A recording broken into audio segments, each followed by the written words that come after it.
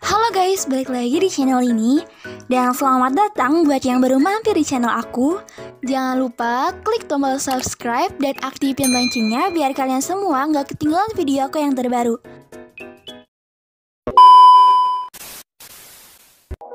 Assalamualaikum warahmatullahi wabarakatuh. Kami dari kelompok 1 kelas 12 IPA 2 akan menjelaskan mengenai materi sumber energi. Saya akan memperkenalkan diri. Saya Wulandari Andayani, selanjutnya saya ada Rema Damayanti, Hoirunisa Sulistianingsi, Serena Desi Beki, dan salah satu teman saya sebagai kameramen yaitu Muhammad Fadul. Selanjutnya kami akan langsung masuk materi. Materi pertama akan dijelaskan oleh Serena Desi Beki. Sumber energi adalah segala sesuatu di sekitar yang mampu menghasilkan suatu energi yang baik maupun yang kecil maupun yang besar. Sumber energi terbagi menjadi dua, yaitu sumber energi terbarukan dan sumber energi tak terbarukan. Sumber energi terbarukan adalah sumber energi yang dapat diperbaharui dan tidak akan pernah habis. Sehingga bisa diisi ulang secara terus menerus. Sumber energi terbarukan bersifat berkelanjutan dan ramah lingkungan. Berikut adalah contoh-contoh sumber energi terbarukan. Yang pertama adalah energi matahari atau cahaya. Energi matahari atau cahaya sangat melimpah khususnya di daerah yang beriklim tropis. Pemanfaatan sumber energi cahaya atau matahari yaitu sumber energi matahari diubah menjadi sumber energi listrik. Ada juga yang memanfaatkan sinar matahari untuk memasak dengan menggunakan produk kompor bertenaga sinar matahari, yaitu yang digunakan di India. Terus yang kedua ada sumber energi panas bumi. Panas bumi merupakan energi yang bersumber dari inti bumi. Panas bumi merupakan sumber energi yang tidak akan pernah habis. Pemanfaatan sumber energi panas bumi yaitu adalah dengan mengubahnya menjadi pembangkit listrik. Terus yang ketiga ada angin. Pemanfaatan energi angin sedang gencar-gencarnya dilakukan oleh banyak negara di seluruh dunia karena sumber energi ini tidak terbatas jumlahnya. Pemanfaatan energi ini merupakan menggunakan kincir angin yang dihubungkan dengan generator sehingga menghasilkan energi pembangkit listrik. Biomasa terdiri dari serpihan kayu, pohon mati, dan juga tanaman hidup. Yang kelima, energi gas alam. Energi gas alam merupakan energi terbarukan dan yang harganya lebih terjangkau daripada bahan bakar minyak. Yang keenam, pembangkit listrik tenaga air. Energi yang bersumber dari air sudah lama dimanfaatkan oleh manusia karena ramah lingkungan. Pembangkit listrik tenaga air atau PLTA merupakan salah satu contoh pemanfaatan tenaga air untuk kehidupan yang lebih baik. Yang ketujuh, energi pasang surut. Pasang surut air laut dianggap lebih menjanjikan hasil yang maksimal bila dibandingkan dengan tenaga surya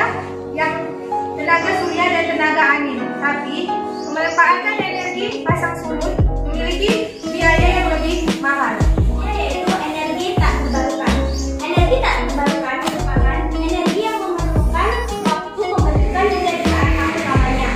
Contoh dari energi ini yang sangat terkenal yaitu bahan bakar fosil seperti batu bara, minyak bumi, dan gas alam. Yang pertama, batu bara. Batu bara merupakan bahan bakar fosil yang berasal dari sisa-sisa makhluk hidup yang telah mati dan terkubur dalam perut bumi jutaan tahun lamanya. Batu bara adalah batuan yang berwarna coklat atau kehitaman. Untuk mendapatkan energi batu bara, kita perlu membakar batu bara. Dan untuk mendapatkan batu bara, kita perlu membuat tambang di atas permukaan bumi dan juga di bawah tanah. Saat ini masih banyak pembangkit listrik yang menggunakan bahan bakar batu bara. Padahal saat batu bara dibakar, ia akan mengeluarkan gas beracun atau gas polutan yang sangat berbahaya bagi kehidupan manusia. Yang kedua yaitu ada minyak bumi. Minyak bumi atau minyak mentah merupakan senyawa hidrokarbon yang berasal dari sisa-sisa makhluk hidup atau fosil seperti tumbuhan dan hewan yang telah mati jutaan tahun lamanya dan berubah menjadi senyawa minyak setelah terkubur dalam perut bumi. Dalam pengolahannya, minyak mentah atau minyak bumi yang bercampur dengan lumpur, air, dan dan juga gas dipompa dan ditampung ke dalam tangki penyimpanan. Di dalam tangki penyimpanan, minyak mentah kemudian disentrifuge dan diberi tekanan sehingga air dan lumpur juga gas itu terendapkan. Selain itu, diperoleh gas yang larut dalam minyak mentah saat proses distilasi yang kemudian dimurnikan menjadi LPG atau liquid petroleum gas atau digunakan dalam proses pembentukan bensin. Yang ketiga yaitu gas alam. Gas alam adalah bahan bakar fosil yang terperangkap di bawah batuan. Gas alam sebagian besar diperoleh dari metana. Metana adalah gas beracun yang berbau busuk. Gas alam digunakan untuk memasak dalam bentuk LPG atau gas cair. Dampak lingkungan pembangkit listrik. Yang pertama ada dampak terhadap sumber daya alam. Dengan meningkatnya kebutuhan energi listrik, maka akan dibutuhkan pembangunan pembangkit yang lebih banyak. Dan itu akan berakibat pada eksploitasi sumber daya alam yang semakin meningkat. Sumber daya energi khususnya yang tidak terbarukan seperti minyak, gas, dan batu bara semakin lama akan semakin terus menipis sesuai dengan kebutuhan. Yang kedua ada dampak lingkungan. Pembangkit listrik tenaga bahan bakar fosil adalah penyumbang utama gas rumah kaca dan berkontribusi besar terhadap pemanasan global. Yang pertama ada batu bara. Pembakaran batu bara dapat memicu hujan asam dan polusi udara. Hujan asam disebabkan oleh emisi nitrogen oksida dan sulfur dioksida. Emisi tersebut bereaksi dengan uap air di atmosfer, menciptakan bahan asam seperti asam sulfur dan asam nitrit yang jatuh sebagai hujan. Yang kedua ada karbon dioksida. Karbon dioksida diproduksi secara alami oleh alam melalui letusan gunung berapi, pemecahan biologis, dan respirasi organisme hidup. Karbon dioksida diserap oleh tanaman melalui fotosintesis atau perairan, misalnya lautan. Peningkatan kadar karbon dioksida di atmosfer memicu perubahan iklim termasuk pemanasan global. Yang ketiga ada partikulat. Masalah lain dari pembakaran bahan bakar fosil adalah emisi partikulat yang menjadi ancaman serius bagi kesehatan. Pembangkit listrik bahan bakar fosil memindahkan partikulat dari gas sisa hasil pembakaran dengan backhouse filter atau elektrostatik precipitator. Materi partikulat terdiri yang utama adalah abu ringan.